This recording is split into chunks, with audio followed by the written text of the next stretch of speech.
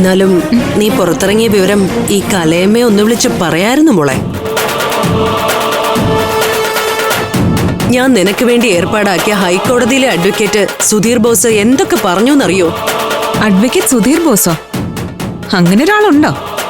വെറുതെ എന്തിനാ ഇങ്ങനെ തള്ളുന്നത്? അനഘമോളെ, നീ എന്തൊക്കെയാ ഈ പറയുന്നേ? കോടതിയിൽ നിങ്ങളോ നിങ്ങളുടെ വക്കീലോ ആരും തന്നെ വന്നില്ല.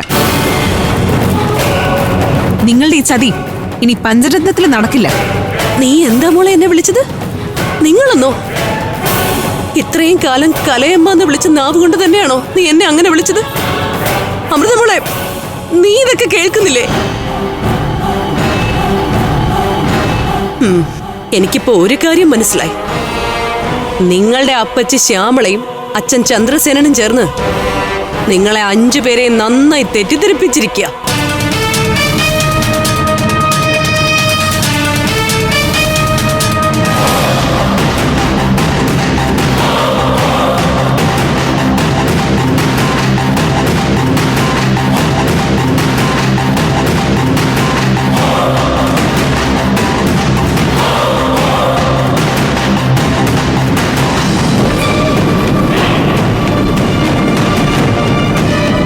നിങ്ങൾക്ക് ജന്മം തന്ന ചന്ദ്രസേനൻ തന്നെയാ നിങ്ങൾ പഞ്ചരത്നങ്ങളെ ചതിക്കാൻ ശ്രമിച്ചിരുന്നത്.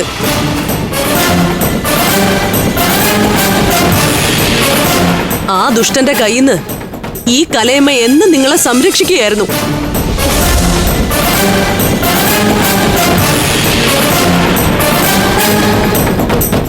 അതൊക്കെ നിങ്ങൾ മനസ്സിലാക്കണം.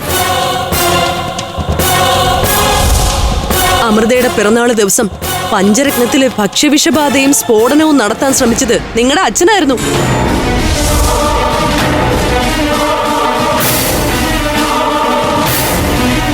SI സെലക്ഷൻ കിട്ടിയ എന്റെ ആരാധ്യമോളുടെ കൈ തല്ലിയൊടിച്ചത്, ആ പാവത്തിന്റെ ജോലി നഷ്ടപ്പെടുത്തിയത് നിങ്ങൾക്ക് ജന്മം നൽകിയ ആ നികൃഷ്ട ജീവി തന്നെ.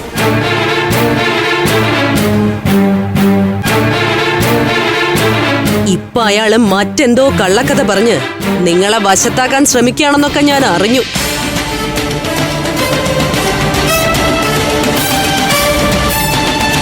അയാളെ ഈ വീട്ടിൽ കയറ്റാൻ നിങ്ങൾ സമ്മതിക്കരുത്. തെരുവ് പട്ടിയെ പോലെ ആട്ടി ഇറക്കണം ആ മനുഷ്യനെ.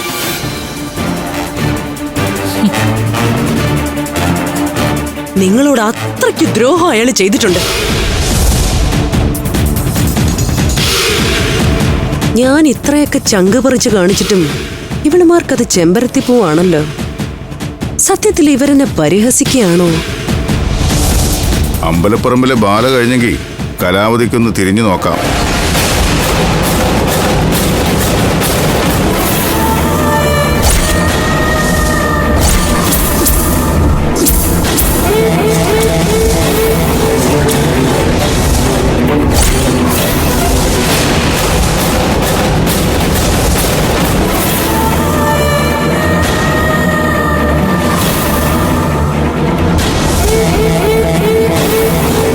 ഇനിയും എന്റെ മക്കൾ നിന്നെ വിശ്വസിക്കില്ല കലാവതി.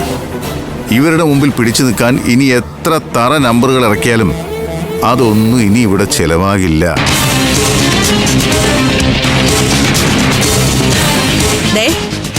എന്നെ എന്റെ മക്കളെയും തമ്മിൽ തല്ലിക്കാൻ നോക്കിയാലുണ്ടല്ലോ.